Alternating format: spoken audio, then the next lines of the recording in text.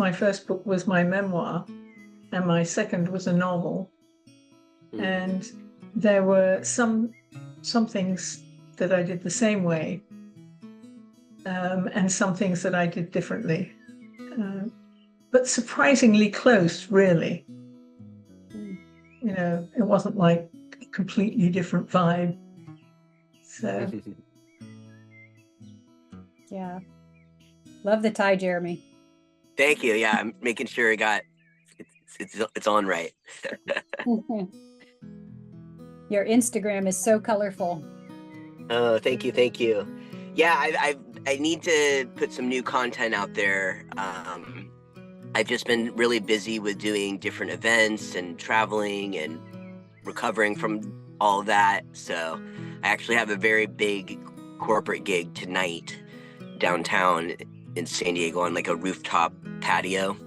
And then on last Saturday, I did 3 gigs. I had my farmer's market that I normally do, and then I had this little reception at a college, and then I worked at this Valentine vampire warehouse rave type of situation. So it was just a wild Saturday of various dynamics, to say the least.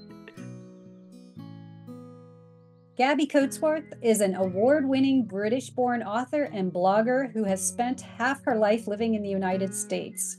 Her memoir, Love's Journey Home, was published by Atmosphere Press in May 2022 and won first place in the CT Connecticut, right? Connecticut Press Club Awards, along with her social media campaign for the book launch. Atmosphere also published her debut novel, A Beginner's Guide to Starting Over, which won the 2023 Indie Author Project Prize for Connecticut. If she's not writing or traveling, she's in her flower garden, wondering whether to weed or relax with a book. And Gabi, what I love about your romance novel is it has a twist for a literary audience. So that part is really great for writers. And so Gabi, in the spirit of being here today on Valentine's Day, what do you love most about marketing your books? Yeah, so this was something I hadn't expected. But the thing I absolutely love the most is meeting the people who either are thinking of buying it or who have bought it and read it, or even borrowed it from their library and read it, and are willing to tell me how they feel about it. And very fortunately, the ones who don't like it, I guess, don't bother to talk to me. So I only hear from people who are lovely and who've enjoyed the book. And I think hearing from readers, knowing that somebody has read all those words that you spent so long on your own writing, suddenly a communication with real people, just makes me feel that it was all worthwhile. Because I can think my book is great, but if somebody else doesn't, it's not quite as much fun. So yeah, that's the most fun for me. And I've met people all over the place, and I can tell you more about that later. Beautiful. Yeah, the actual meeting your readers, right? That's great. That makes a lot of sense. Okay, so let's introduce Jeremy, who is our second guest author here today. Thank you, Jeremy. Since 2015, Jeremy Brownlowe has traveled the country as typewriter troubadour, where he creates custom poetry on a typewriter, the most popular being about people's love stories. Today, he celebrates the 2-year book-iversary of his bestseller, Poems for Other People's Lovers, which features nearly 100 poems about new love, old love, lost love, hope for new love, and the journey towards self-love. Besides his other 2 poetry anthologies, Poems on Various Topics, and Poetry Saves Lives, Jeremy is a novelist with 3 previously published titles and is working on his next. And so, Jeremy, I'm going to ask you that same question. What do you love most about book marketing? Well, To echo what Gabby was saying, getting to see how the audience responds is just always so rewarding as an artist and as a writer. I love it when people reach out to me on my social media and they tell me just how meaningful the poem that I had written for them is, and the story of the poem after it leaves my hands in the typewriter. And I just love putting together my anthologies, like Poems for Other People's Lovers, which actually has the photographs of all of the original poems, and just really getting to see it in tangible form. And I love going and getting it into bookstores. I love putting it into people's hands when they're at the typewriter and they're not sure if they want to get a poem or not, and then they get to see like all of the different stories that have just piled up over the years. So I also am a big collector myself. Like I used to collect vinyl records and various publications of books. So having my own little collection is really meaningful to me as an artist. Fantastic. So, you know, the flip side to all of this is there's parts of that we love about book marketing and the writing part, but there's also challenges, right? I mean, as authors, when we're kind of doing a lot of this marketing on our own, there are things that we feel like we must do, but we don't love to do. So, Gabby, is there something you feel like you must do and you don't really love it, but if so, how do you get through those things you feel like you should do, but don't really love? Well, I probably shouldn't admit this because I got an award for my social media marketing campaign. But I do think that social media, as we all know, can be a terrible time suck. And yet, as Jeremy was saying, it's really nice to get the feedback from people. So I do spend about an hour a day on Facebook and Instagram and LinkedIn, and I try to limit it. But like everybody else with a phone, I'm kind of, tempted to look.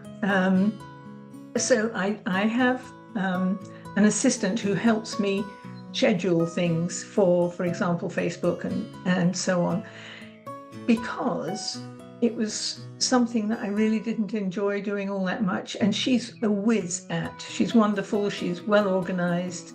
In fact, she does write posts for me and I edit them, but some of them are so good that I asked her recently whether she'd like to write my next novel, because she sounds exactly like me, which, is great for me. But it is the social media, because there's so much of it. If every time I go on Facebook, there are 25 notifications, and that's not even from everybody I know, that's, it's a lot. But I do try and get to it every day. And if I occasionally take a Saturday off, I don't feel too bad. Wow. Yeah, you said a couple key words there. Time suck. Social media we can if we're not careful, right? Yeah. Oh, yeah, absolutely. Wow. Yeah. But I do find on the other side, though, I get feedback that way from people, and I do connect with people, lots of people that I've never seen, which if I then meet them in real life is really quite a kick. So somebody will come up to me at some event and go, "I know you're Gabi Coatsworth." And I'm like, "Well, hello." And they say, "I know you from Instagram." And I'm like, "Oh." So in that way, that's how I think social media can actually work, when you really connect with somebody else on there. Fantastic. And I just want to say to everybody in the audience, you can put your questions in the chat at any moment that you have a question that pops up. Feel free to put that in the chat. Jeremy, I'm going to ask you that same question. What do you feel like you must do as an author that you don't necessarily like to do? How do you get through it? Well, not to echo too much what Gabby was saying, I think social media is a challenge because it's just ever evolving. Like keeping up with the algorithms and keeping up with the trends as far as like doing reels and stories versus posts or exploring new mediums within social media is getting challenging. Like I'm pushing 40 and I'm already feeling like I'm getting left behind with what the kids are doing these days. So that's a challenge, but it's just something that an artist, I think, needs to do, because that's how people are communicating in this day and age. But I also like to find a balance with getting out there into the real world and challenging myself to go into bookstores or little boutiques to see if they'd be interested in carrying the book. But technology is a little bit of a challenge. I mean, I write my poems on a typewriter, for Christ's sakes. So getting with the technology is a challenge. And so far I do all of my own book design, and that has been a challenge. Like this book took hours and hours and hours and hours of maddening formatting to get it right. And I try to do as much as I can myself to keep business in-house, but eventually I will likely have to outsource other designers to help me. However, fun story about this book, I had a completely different idea for the cover of it, which was going to be a little bit more artistic beyond my scope of things. And at the last minute, I decided to keep it simple like this. And this cover is just, it's become iconic. Like, it catches people's eye on the streets, on the bookshelf. So I'm really glad that my lack of artistic or design ability led to a happy mistake like this.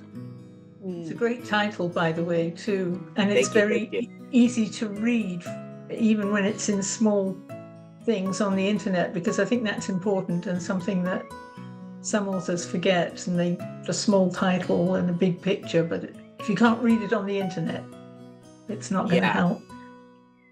And also, another thing to mention on the previous question is, one of the things that is difficult, but I also do enjoy it, is trying to figure out what the title of the book is going to be. Like, I sat on this title in secret for 4 years until I had enough work to fill the pages, which was really difficult for me because I am very prolific and I want to share all my ideas. But I'm really glad that I sat on it, so that when I was finally ready, it really took off. And Gabi, along those lines, your cover, which is behind you there, your book cover on the book we're actually featuring today, Beginner's Guide to Starting Over, you have a very easy to read title as well. Is that something that you thought about in terms of your marketing? It is. Although when I thought of the title, this is about title number 5, because the first, I can't remember what the first title, yes I can, and it was I forget what it was, but then when it went to a book agent, and she submitted it to some companies, one of them said, "Oh, we're publishing a book with exactly that title, in 6 months' time, so thanks, but no thanks." So I moved to the next version, and then that didn't seem to be going well. There were other books with it. So I came up with this title, never thinking about how it would fit on a book cover and how I would make it visible enough so that even with all those words, you could still read it. And this worked out much better than I expected. I was thinking I'm going to have to think of another shorter title. But no, this seemed to have worked. Yeah, people like the cover, I think. It's got 3 of the little characters from the book along the bottom here. And so when I'm talking to people and explaining it, I sort of hold the book and I say, "This is the lady that owns the bookstore. This is her wicked landlord." And this is the thing that I think Keiko was talking about, the ghost of her dead husband who's there to help her find a replacement who's not going to be quite as good at it as him, but will do, So yeah, designing a cover is harder than you might think. And the final cover was designed by my publisher, Atmosphere Press, but it was from a very, very bad sketch that I drew, where I was trying to fit everything on and still make it legible. So yeah, covers are important. Yeah, that's fantastic. So let's see, we do have one question. Let's see here. Question from Elizabeth in the audience. Do authors send out reader newsletters? So do you guys have a newsletter? And if so, how often do you engage your readers with your newsletter? I go ahead. I do have a newsletter, because I was told that if you're an author, it's good to have a newsletter, because somebody said to me, you know, if Facebook suddenly goes up in flames, you're going to lose all your friends overnight.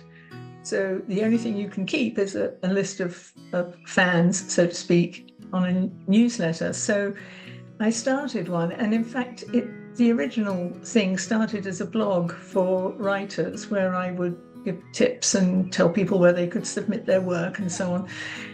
And I also had a personal blog where I would post short stories or episodes from my life and so on. And so I started the email lists, and I found that it gradually grew. But I have to say, I sign up for a lot of email lists, for a lot of newsletters, just to see what everybody else is doing. And some of them are very long, and I never get to the bottom of them. So I decided that I would make very short newsletters and give people the possibility of downloading a bit of the book, or a short story that has to do with the book, or something like that, or some other sort of giveaway thing. And that seems to have been quite successful, but I still find that I get overwhelmed with everything I'm doing, including trying to write the next book in the series. And that sometimes I just have to say, no, today I'm writing. I cannot send out a Valentine's Day newsletter. Apart from anything else, all the other people are doing that. So it'll just get lost in the shuffle.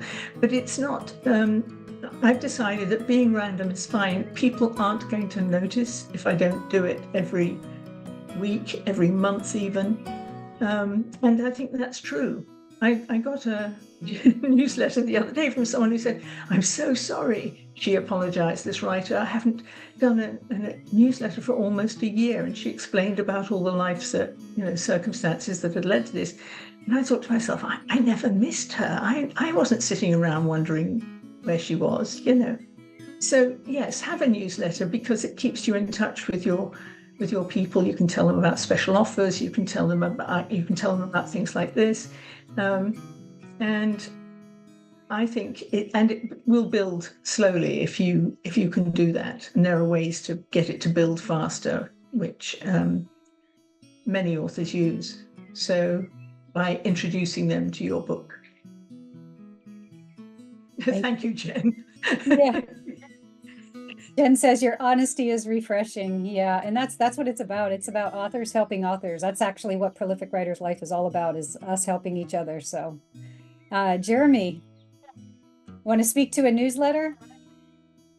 Yeah, so I don't have a formal newsletter. I kind of see social media, whether it's Instagram or Facebook, as being the way that I keep up with people on a regular basis.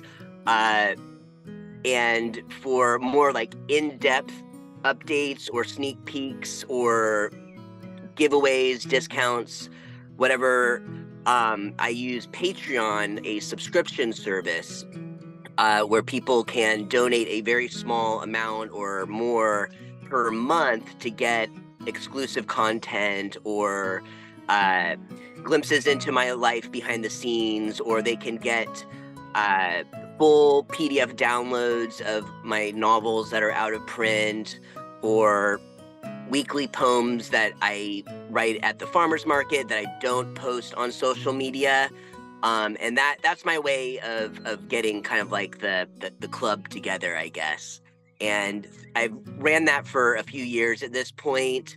And one of the things that I have done with that is, if people sign up for a certain level on there, they get a postcard quarterly, because I love to travel and pick up postcards, and everyone loves to actually receive something in the mail or at their PO box. So that's kind of my old school way of doing the newsletter. Thank you, Jeremy. And I just put your website in the chat. Can people find your Patreon from your website? I believe so. Yeah. Yeah, I'm pretty sure it's on there. Otherwise, it's on my social media or Patreon/typewriter troubadour.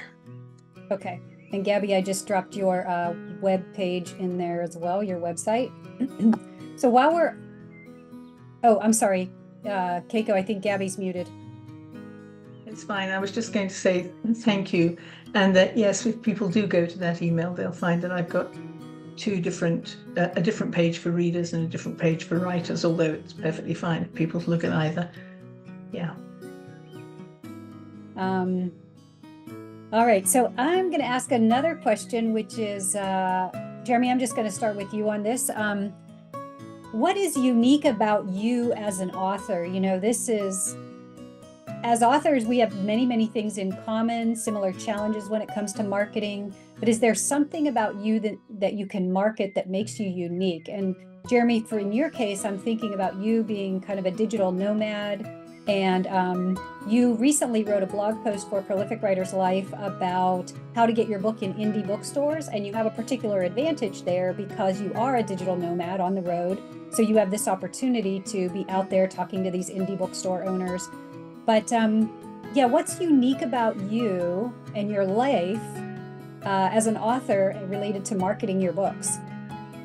And thank you, Keiko. Yeah, so I do have the advantage of having a performance-based background. Before I started writing as typewriter troubadour, I was really into being a music performer. So I definitely have that personality where I can put myself out there.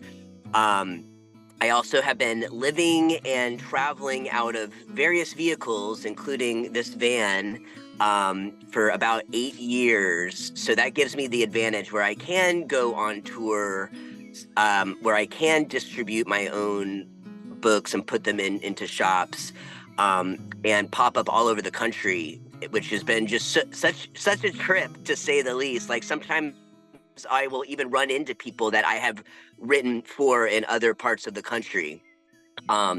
So I think that gives me, again, an advantage to put myself out there and to do all the things that one needs to do in order to be kind of like a touring artist, if you will. So I've done like book signings all over the country.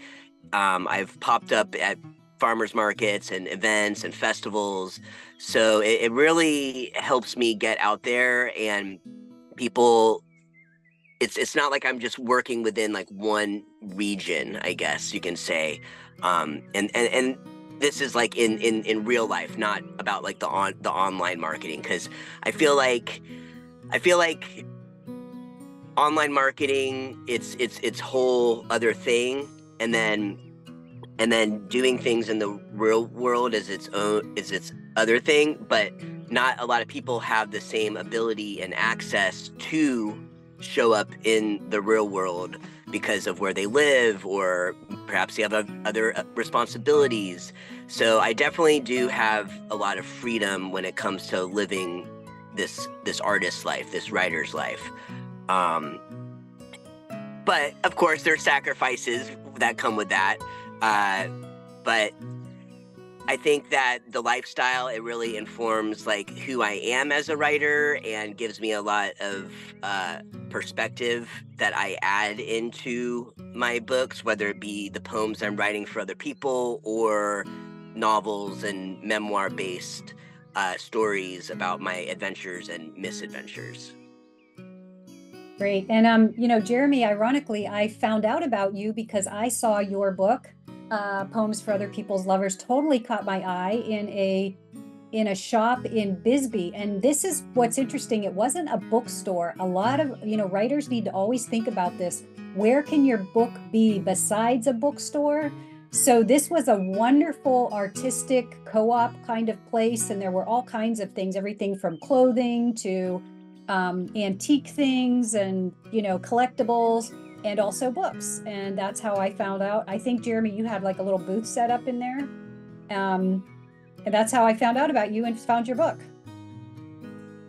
Yeah, so again, like you were saying, to start scoping out other places where you might be able to place your book, like this artist co-op, for example, or perhaps there's like a flower shop, or perhaps there's a spiritual shop if your book is more on that, or like so just really getting outside of the box has been important for me, and since I am again having a performance background, and when I create all the poems that are inside books like these, it is a performance. So another thing that I would suggest is, if there is a coffee shop, if there is a wine bar, if there is a wellness shop or a co-op or whatever, perhaps ask if you can set up a little table out front to market your book. Because why not? Like, it helps everyone out. It helps the author, and it helps get people inside those shops. And as primarily a street performer who writes for curious pedestrians, it's there's a lot of benefit to having your office right out in the public sphere. And as far as I know, you can back it up with the First Amendment. So if they try to run you out of town, you can be like, well, it's my First Amendment right to be here, blah, blah, blah. But of course, if you do choose to set up in a public place, make sure it's okay with the shop, and make sure that you check out like the city permitting zones. But I've typed all across the country, and I've only been run out of town like a handful of times. So. Okay. Awesome, Jeremy. So Gabi, same question, with your lifestyle, what about your life positioned you for marketing your book? Well, I had a background in marketing when I was in business, but I was working for a travel company that sold packaged vacations to, the Caribbean and stuff, and writing travel brochures and so on. So it wasn't exactly a writing connected thing, but I got the main idea, which is figure out who your audience is and try and sell the books to them, because there's no point in me trying to sell this or position it in a bunch of mechanics, workshops, because it's just that they're not my audience. So that's the first thing. But I agree with Jeremy in that being out in the world is important, and I do make a distinction here between publicity and marketing, because as I see it, roughly speaking, the difference is that publicity is about making the author known to the public, and Jeremy does that as he goes along. He's right there creating his work in the public eye, so he's doing it as he goes. For most other authors, it's a question of making yourself known, starting with your own community and your fellow writers, because fellow writers can be very important in marketing books. So in that case, for example, in order to get myself known so that people ask me to do things now, I make a point of visiting indie bookstores, doing talks at the library, doing signings anywhere that anybody wants me to, going to book fairs where I can sell my books. I did one book fair in a town here in Connecticut called Brantford, and when I wrote this book, I invented a town called Brentford and never thought that in American that would be pronounced Branford.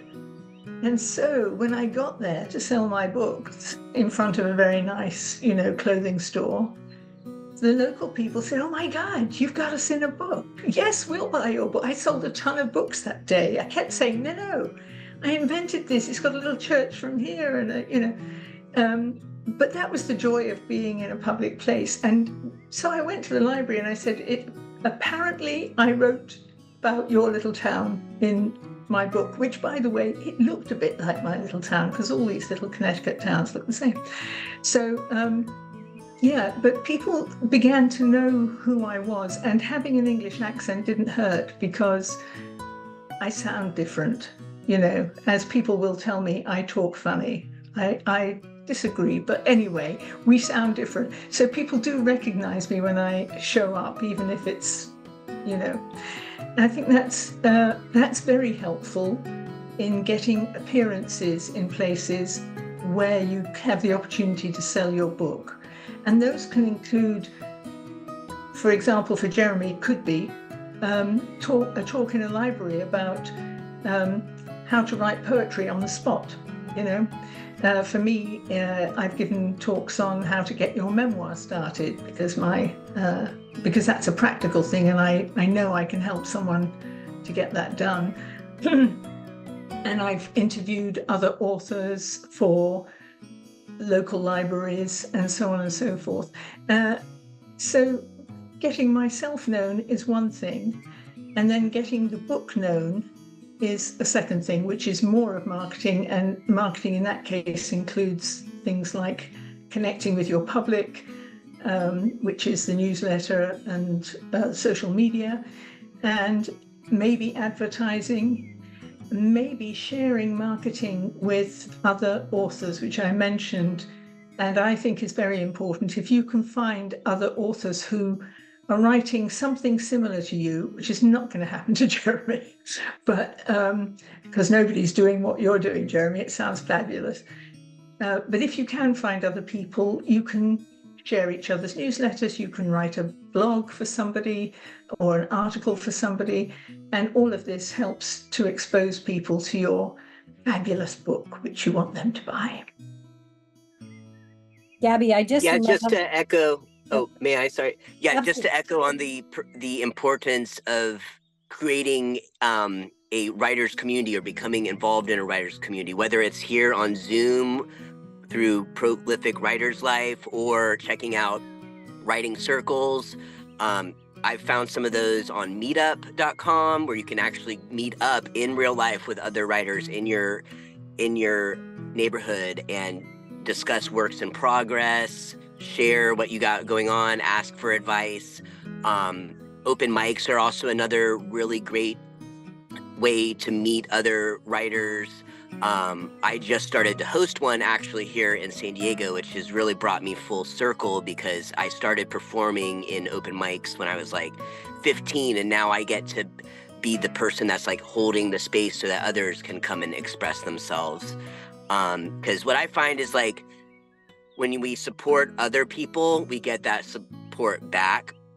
And it's not necessarily about competition or whose book is doing better or who's the better poet or any of that. It's about the community that we're creating and the love that we're sharing. And just to say, I am not the only typewriter poet on earth, but I am the only typewriter troubadour.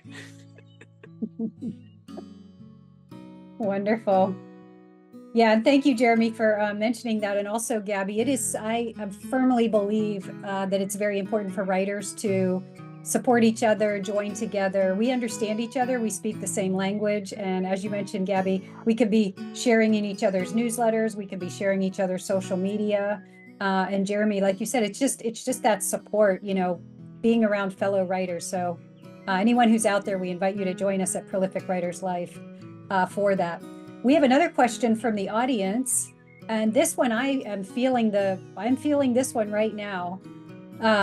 Launch day, like when you have a new book coming out, you know, it is a lot. Like, how do you find the support? And you know, maybe you're doing pre-orders, maybe you're asking friends to help out. You know, you're trying to let people know when your release day is. Maybe you have two releases. Maybe you have an ebook release and a paperback release. So there's a whole lot around launch, as I am in the midst of right now and feeling. So Jeremy, do you have any, Jeremy or Gabi, whoever wants to step up first to this one, what tips do you have for making the most of your book launch?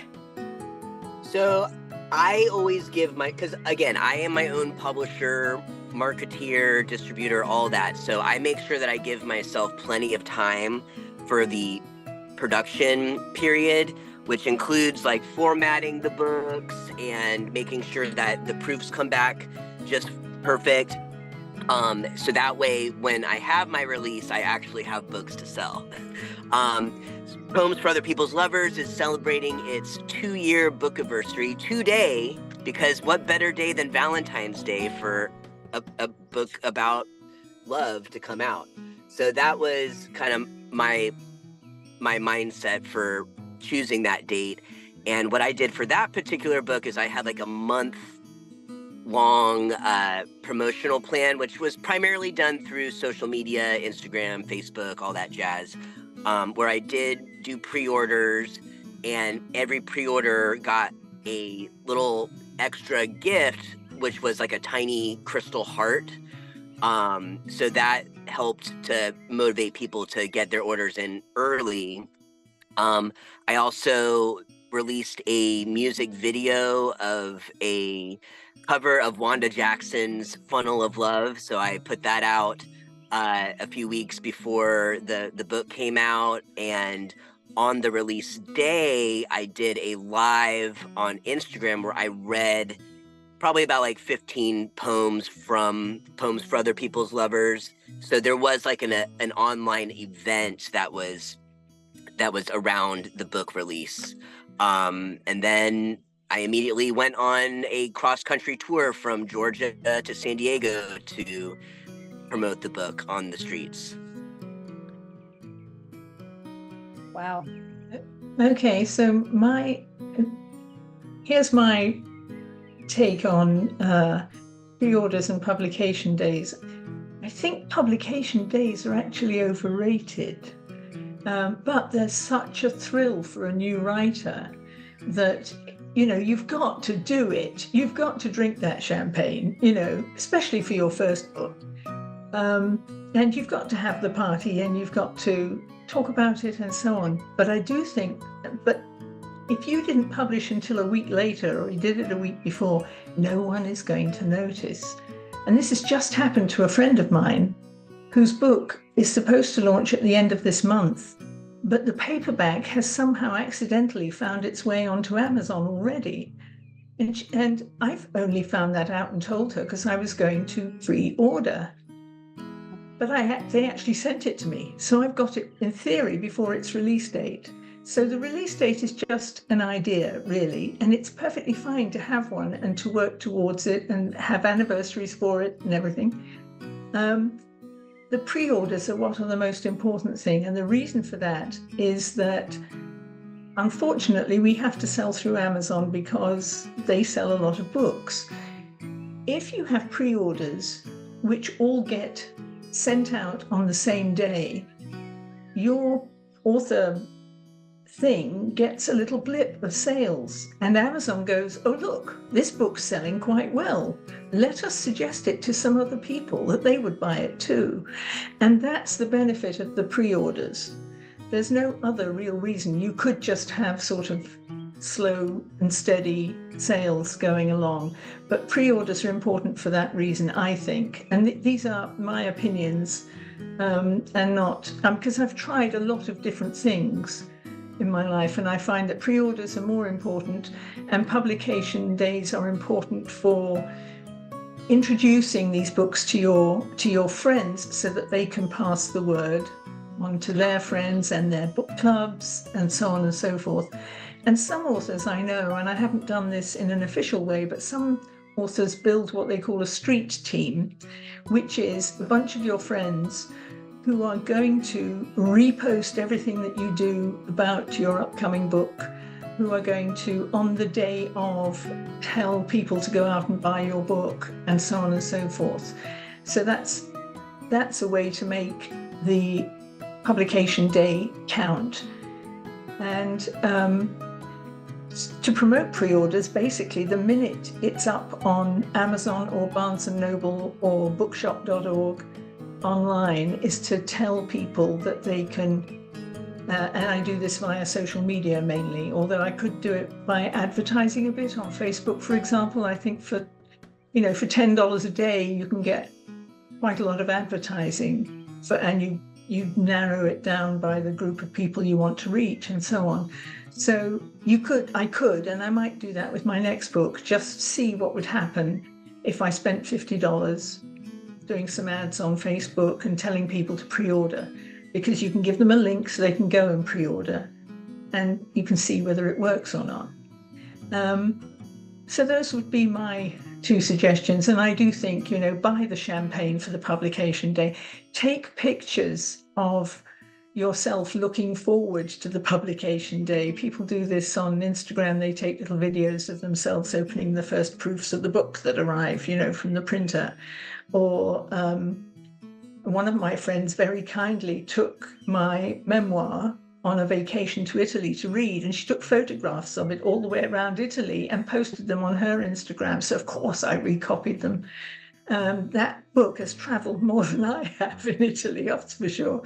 But it was a very nice idea, and it didn't cost me anything, and got the word out to her friends and to anybody that followed her. And she had, 800 people who followed her. So that was a nice bonus. So photographs are good for any kind of publicity, and Instagram is very good for photographs, absolutely hopeless for putting links in for things, because in order to link to something, you have to write link in bio or copy this from here, which means people trying to type it in, and nobody likes that extra step. You've got to make it foolproof and easy for people, which you can do on Facebook and you can do on LinkedIn. Yeah, Gabi, I feel that. I really like when I can put a link in, so to make it easy for people if they're interested. Wow, all kinds of great advice here. Thank you. We have another question here. So the ideas are great. Yeah, it's so we can always get these ideas. How do you motivate yourself, Gabi or Jeremy, to keep going with all of this? And there's a second part to this question, which is, it's easier for me to market other people's stuff than my own, because I'm kind of private, this person said. So yeah, how do you motivate yourself to promote yourself, your own books? Jeremy, we'll flip to you on that. Okay. Yeah, I totally feel this person's dilemma, because prior to being Typewriter Troubadour, I was a big supporter of different bands that I liked work. And I used to have believe it or not, a cassette tape record label where we would put out people's albums on cassette and promote them and do all the PR. And I do think it is important to have a team of people, as Gabi was saying, like a street team or friends and family that will support by sharing your links. But also to have confidence in yourself too, because it takes, first and foremost, it takes a lot of guts to write a book, let alone share it with the world. So if you have that inclination, you're already ahead of the game. For me, like it is easy for me to motivate myself because this is literally my only job. Like I don't have like a part-time backup plan. I am making 100% of my income on my Typewriter Troubadour poetry and books. So if I want to make money, I have to get out there. So that's an advantage, I guess, or the fire that is lit. But every now and then there's times when I'm just like, I don't want to go out onto the streets. And sometimes I will go out there in order to just to have a spot so that people can see what I'm doing, and maybe I'll write less poems, but I will still be putting myself out there. And then there's times when I'm just like, I am not going to go out on the street, even though I should, even though there is a farmer's market or something that I'm normally at, but I just am not feeling it today because I'm feeling like doing work on my novel instead today. So I'm honoring that creative muse, and breaking the routine, I guess. But there is there is a level of discipline that needs to happen. Sometimes we got to do things that we don't want to, and being a writer and an entrepreneur doesn't let you escape that. But I also do think it is important to honor where your creative juices want to flow, and follow that muse. So yeah, that's what I would say about that. Fantastic. Okay, well, I will say that finding the time to do stuff is always difficult. I mean, it's bad enough trying to find the time to write. And by that, I mean, we've all got time to write, really. Just depends when you squeeze it in. And the only way I've found that I can get things like this done, including writing, which I don't always feel like doing, is by putting it on my calendar. So I have 2 hours a day, every day, and they're at different times on different days of the week because I get bored. But they're the same every week. So every Monday it's from 10 to 12, for example. Tuesdays it's 1 to 3. And I make an appointment with myself and I sit and I write. And the same thing applies to marketing. I try to do it between 9 and 10. I don't actually have it written down, to be honest. But I do most of it between 9 and 10 with little top-ups in terms of things like responding to emails or Facebook comments and so on. Later in the day, or when I'm sitting down with my phone and a cup of tea, you know, it's like, okay, I'll just check and see whether I've covered all the bases. But I figure I can do an hour a day. And if that seems too daunting to you, tell yourself you're going to do half an hour a day. You might do more, in which case you'll feel great. If you tell yourself you're going to do an hour and you only do 59 minutes, you'll feel terrible. But so give yourself a smallish goal and try to exceed it, but put it on your calendar until it becomes a habit. So it's like, get up, brush my teeth, make a cup of coffee or whatever it is, eat my croissant if that's what it takes, sit at my desk and look at the blasted social media. So, and take a day off. Take a day off at least once a week. And one of the things I started doing during the pandemic, because we were all in our houses so much, was once a week I would get out and I would go and I'd visit a state park or a garden, some outdoor place, of which we've got tons in Connecticut. And I never really realized I became a tourist in Connecticut. And I've continued to do that because it helps me switch off and recharge my batteries. So that's another thing I would recommend. And the thing about being a private writer of your own material is that, yeah, we are all writing on our own. I look at Elizabeth sitting there in her office, I think, with, I think she has a little dog sitting on her lap. But, you know, other than that, it's just the writer. And marketing is all about meeting the public. So it is a different muscle that you use. But once people start responding to you, I think you may find you like it. Oh, fantastic. When it comes to putting things on the calendar, Gabi, I do want to say with Prolific Writers Life, we do have events on the calendar every single day of the week except Sunday. In fact, Keiko O'Leary, who's with us here today, hosts Build Your Author Platform workshop every Tuesday at 11 Pacific, right, Keiko? 11 Pacific, 11, 12, 1, 2 p.m. Eastern. So that's what we do. We get it on our calendar. We have writing sessions, and it's, again, just to be around fellow writers and encourage each other. So if you're looking for that support, we definitely have it here for you at Prolific Writers Life, and led by our wonderful experts like Keiko. With that, also, Keiko is also a poet laureate in California, and she has a question for you, Jeremy, but I think what we're going to do is save that for the top of the hour. If Jeremy, if you have a minute for an extra poetry question. But I want to ask one other question about marketing. So I'm going to start the sentence and you can kind of fill in the blank. When it comes to book marketing, the number one most important suggestion I could give you is?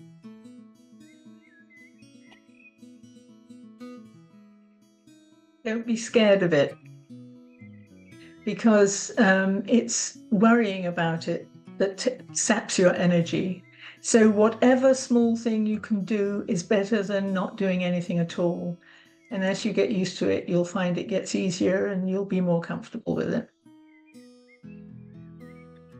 I would add, allow your successes to snowball. Things might start slow if it's your first book, but don't give up, because any time you get a book out there, you are succeeding and you are sharing your art form and you're inspiring someone else. So just don't give up on yourself, even if it starts off slowly.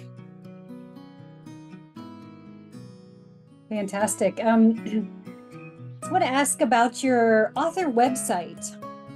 When it comes to your author website, how do you manage that? And how frequently do you update it? And how important is it? So I started my website, let's see, I guess in 2015. So that was right around my very first tour when I had just started doing Typewriter Troubadour and had typed all across the country. And I was like, oh my gosh, I could actually make a real business out of this. So I started a website, and my website, it's very simply formatted, but there is a lot of information on there. There's tabs where you can go and read poetry in my archive. There's a short bio. There's a link to any press or video that I've done throughout the years. And I've kept the infrastructure of it pretty consistent over the years. Every now and then I will add a photograph just to keep things updated. But it seems to be working and is really informative and accessible to people in order to get in contact with me. I have a link to my own online bookstore because I handle most of my online sales myself.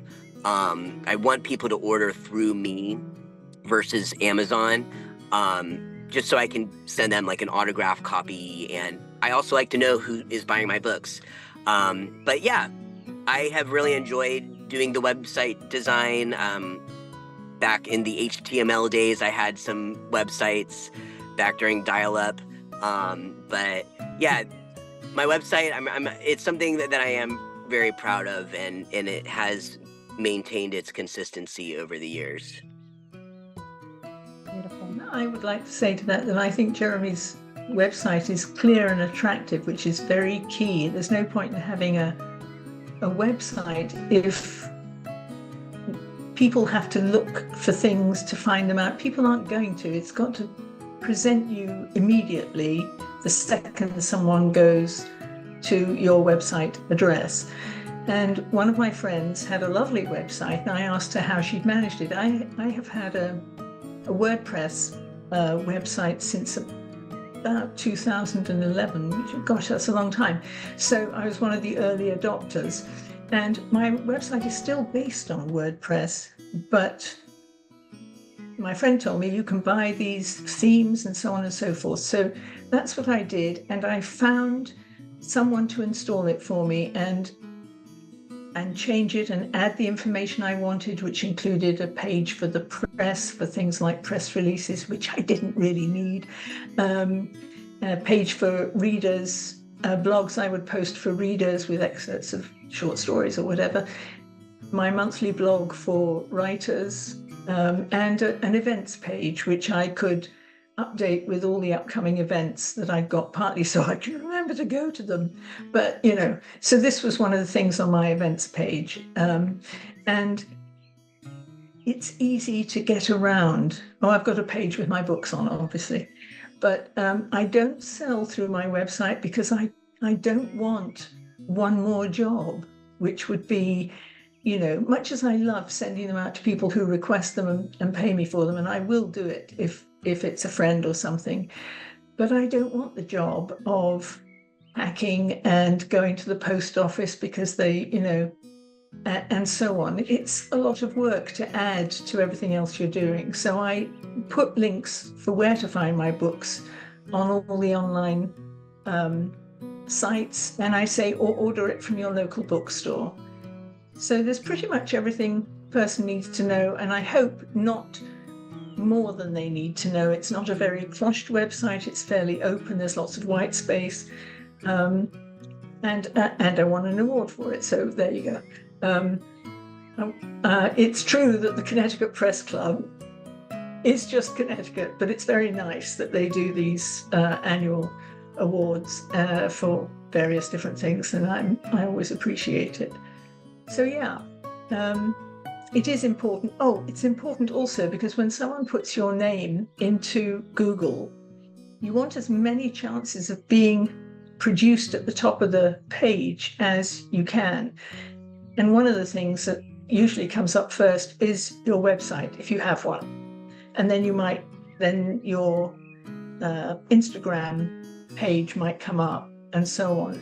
Google your own name now and see what comes up and see what else you'd like to come up, because that's where your website can help. Beautiful. Well, we have 2 minutes left, so 60 seconds for each of you. Final words of advice to your fellow authors on book marketing. Jeremy. I say empower yourself and don't wait for a gatekeeper, whether it's a publisher, to get yourself out there. Like, yes, if you want to go a traditional publishing route, seek that out, but just focus on writing the best book that you can, and then everything will come the way it's supposed to come. Thank you. And mine would be, don't try to do everything. You can't, basically. Nobody can.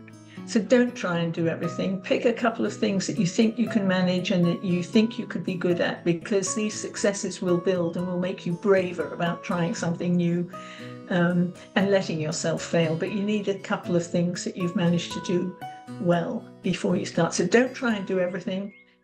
Stick to a couple of things, and good luck.